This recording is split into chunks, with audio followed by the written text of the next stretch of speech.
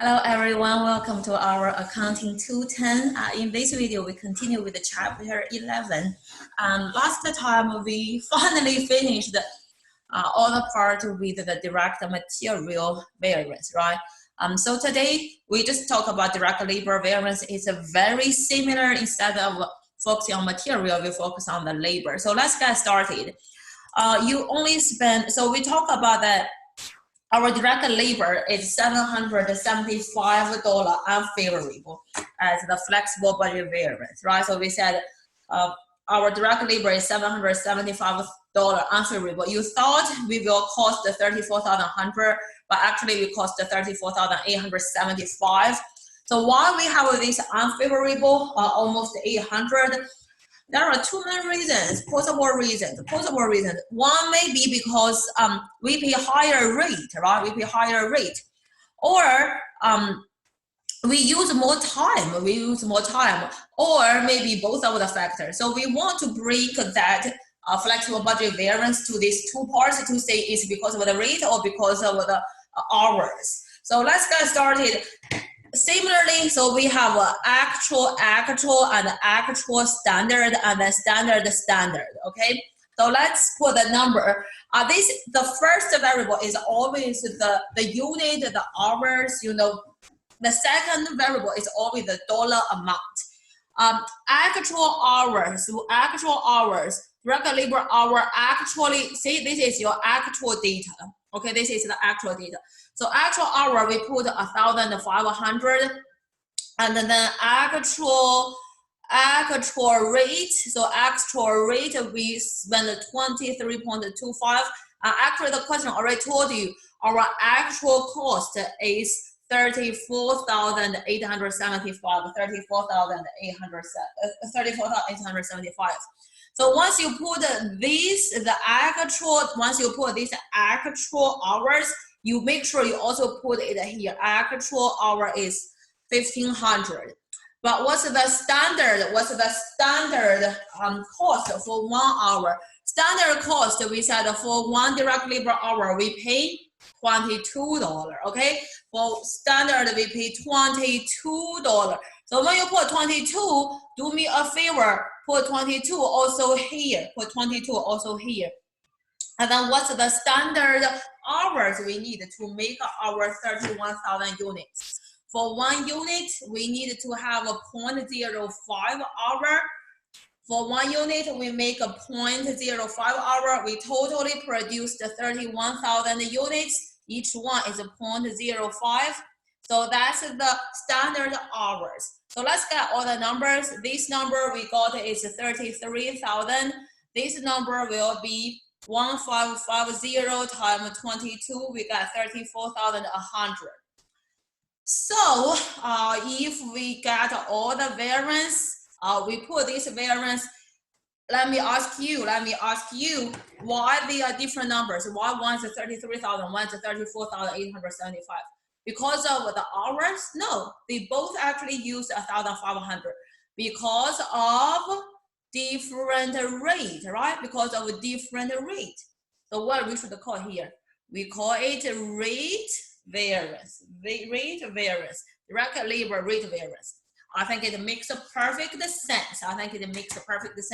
We thought we will only have 33,000, but we actually spent 34,875. So we have $1,875 unfavorable. Now we look at this one. Why they are different? Because of the rate, yes or no? No, the rate are both $22 because of the direct labor hours. Based on the standard, we should use 1,550 hours, but actually we only used 1,500. So we are doing better, right? So we have this favorable 1,100. What should we call? We call this as direct labor efficiency variance. We are more efficient, efficiency variance. So if you add those two, what's the number you get? $775 unfavorable. So this number looks familiar. Yeah, because this is the flexible budget variance. Perfect, right? Perfect. You got it. You got it. So now let's look at how do we interpret this? How do we interpret this? Rate variance is because of the different rate. The standard said we only pay $22 per hour, but we actually put $23.25 per hour.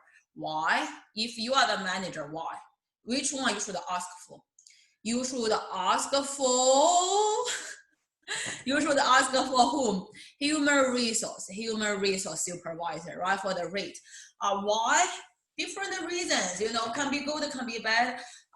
You know, maybe we couldn't get the people, you know, like the labor market maybe is very competitive. We cannot get people at $22, so we have to increase the rate.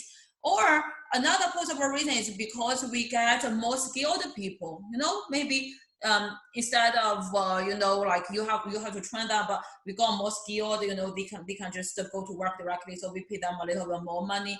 Many reasons. So we need to ask the human resource supervisor.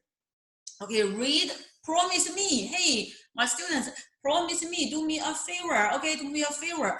Read this interpretation. Read. Okay, read. Direct labor efficiency variance. We thought we will use 1,550 hours, but we only use 1,500. Very nice job. Very nice job. So who should we ask? Why we save the direct labor hours? We should ask for production supervisor. Similarly with the direct material, do you remember direct material? We also ask the production supervisor for the quantity variance. So why we save the direct labor hours? Many reasons, you know, we improve the efficiency, you know, or possible reason is we hire the skilled people. Possible, right? We pay them a little bit higher rate, but they save the hour, you know. So that's also another possible reason. But overall, you know, if that's the reason, but overall you will think, hey, it's not worth it, because overall we still lose $775. But do me a favor, calculation, I do not worry too much. Okay, I assume you should know actual standard.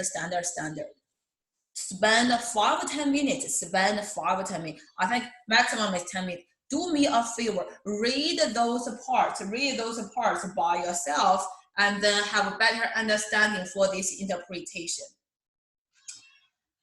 Okay, so I think this is just the calculation here. As I say, it's very similar with the direct material variance.